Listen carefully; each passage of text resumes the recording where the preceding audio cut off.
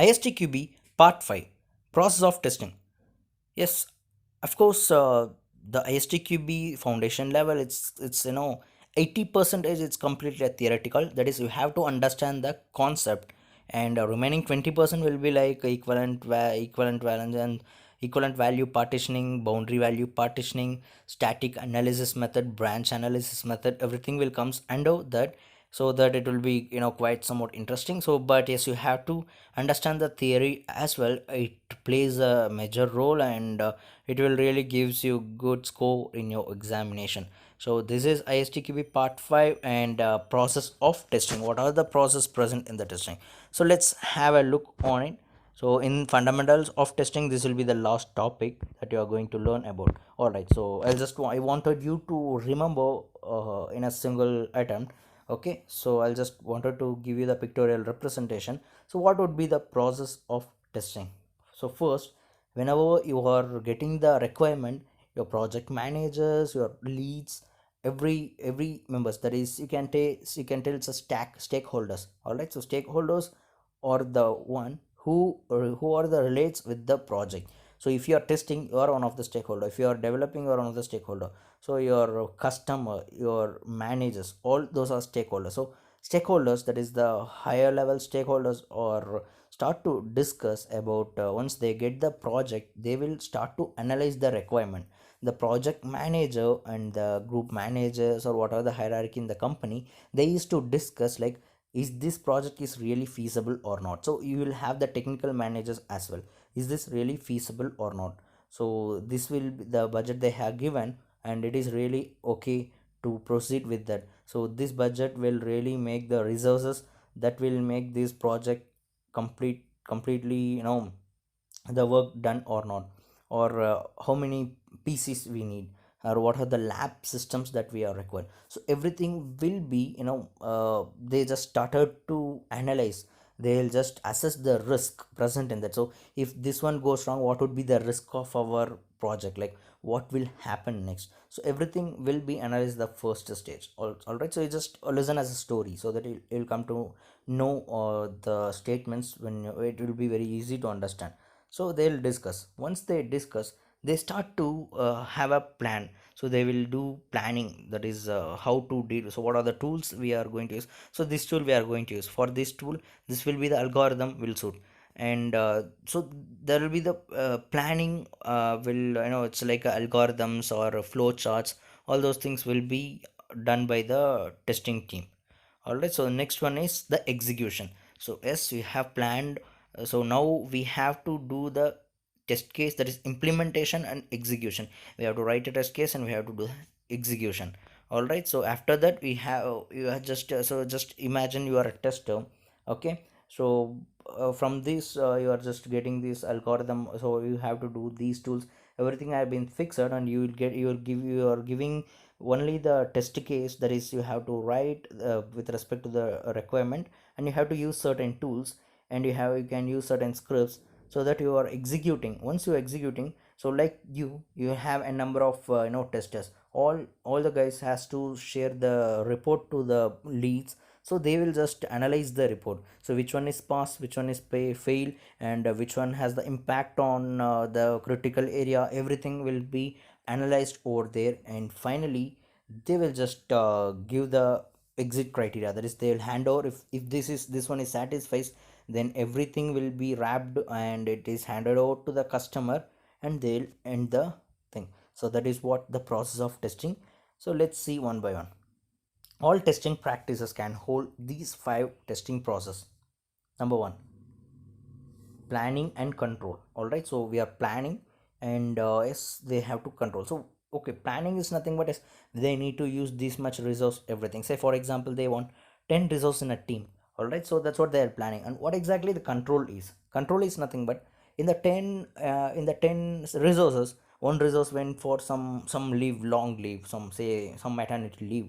Okay, and a couple of the resources resigned the office. So now they have only 7 resources. So what they can do is, as per their plan, they have to complete the project in not 1 year with 10 resources. But only 50% of the work has been completed, and 3 resources has been lagged. So how they are going to control that? They will have the backup plan, that is a plan B they'll have. So that is what comes under the control. So planning is, we have 10 resources and we have these are all the tools and we have these are all the lab setup we have. And control, they'll have the plan B. If some hardware has been burnt, what will happen, how can we manage? And if we want some other space for a lab, what will do? So everything will be planned as a plan B, that is a control. Next is analysis and design. So the next part will be, yes, our leads has been analyzed and gave some control structures, and we have to do the analysis and we have to do the design that our junior employees will do, so that they'll have the proper flow, that you have to do these modules at the first and these modules as the second, you have to use these scripts, you have to use these tools, everything will be planned over here, and this to be handed out to the employee, that is the testers, okay, so or engineers, the software engineers. So they have to do the implementation and the execution, they have to execute the software, they have to run it manually as well as automatically, and they'll just share the log to the, again, to the leads. the Here the leads will just evaluate the criteria, that is what are all the cases has been passed, so whether these modules passed or failed has been really helpful to do exit criteria or not, and they'll just create a report. Then the test closure activity will happen. So this is what overall process of the testing. All right, so we'll have every statements, and here again I'm telling, in ISTQB the statements are very important than understanding. All right, so you have to stick on the statements, that whatever you are reading or understanding. All right, so first we'll start with planning and control. Here the planning and control, the scope and role in the testing planning as follows. So this is a planning, this is a control. To determine the scope, objective, and identify a risk in the testing, so this you have to understand. Then to determine the test approach, what kind of approach we can do. We can do, black box or white box testing, or what are the approaches that we are available with the customer, everything will be determined. Then to implement the test policy or the test strategy, to determine the required test resources, like how many people is required, test environments like software tools, hardware, PCs, etc. To schedule the test analysis and design task, test implementation, execution, and evaluation. To determine the exit criteria, we need to set criteria such as test coverage criteria. Then test control activities, to measure and analyze the result of testing, to monitor the document progress, test coverage, and exit criteria. So it's not only controlling the resource as well as controlling the coverage, results, everything. So provides the information on testing and execution, then correctiveness action, that is initiative for the corrective actions, and finally to make decision. So these are all comes under the testing and planning and control. All right, so the second one is, before that we'll have one assumption scenario. So Amazon.in has given the project, that is a web application, to the SIT Technologies Private Limited. Then SIT Technologies has a test plan to complete the project and deliver it to Amazon in 2 years. SIT Techno Solutions found that due to resource unavailability, the delivery of the project may delayed by 3 months. Now, SIT Techno Solution has to take appropriate actions. Which of the following test process can satisfy this scenario? We have 5 options. We have to select only one. So planning and control, or analysis and design. So these are all these 5 are the testing process. In this, which one will overcome this scenario? The answer is planning and control. All right, so like this you'll have questions, and at the end we'll have a number of questions for you as well as to practice. So we'll also conduct you the mock test. All right, so that we'll discuss at the later phase. All right, so the second one is analysis and design. Analysis and design includes the following process: to review the test basis, that is creating test cases, to identify test solutions, to design the tests, to evaluate the testability of the requirement and system, then to design the test environment setup and identify the required infrastructures and tool. So this is all about the analysis and design. So these are all the contents will be do analysis and design by the engineers. Then implementation and execution, so she is executing. All right, so what exactly this contains? So in implementation we'll have creating a test data, that is if you're writing a test cases, it will comes under the implementation. creation of test suits, that is again test cases.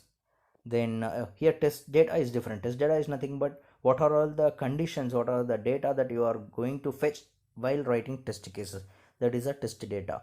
All right, so test case is a, yes, that is you are going to follow in the execution. And setting up and verifying the test environment, so these are all the implementation. And execution of test case and retesting, whatever you have done here that you will execute here. And if you want to test again, yes, retesting also consider in the execution. So test report and log, once you test has been complete, you have to take your log and you have to send the report. The fourth one is evaluating exit criteria and reporting. So just imagine if you're a lead, all right, so you have around 8 members in your team. You are taking all the logs and reports. What you will definitely start to do, you will just start to analyze the log, whether it is really passing or not, or there somewhere any mistakes happened, or is it really meeting the requirements given by the customer, on everything you have to analyze. Because you will be then, once the report has passed from your hand, then you will be the complete responsible for the questions that will be getting from the customers. All right, so you are just analyzing. So that's what exit criteria varies from project to project, depends on the risk of the project you deployed. Evaluating exit criteria includes, yes, of course, if it is applications like Amazon or Facebook, so of course you'll have the risk will be less, because there is no human lives deals over there.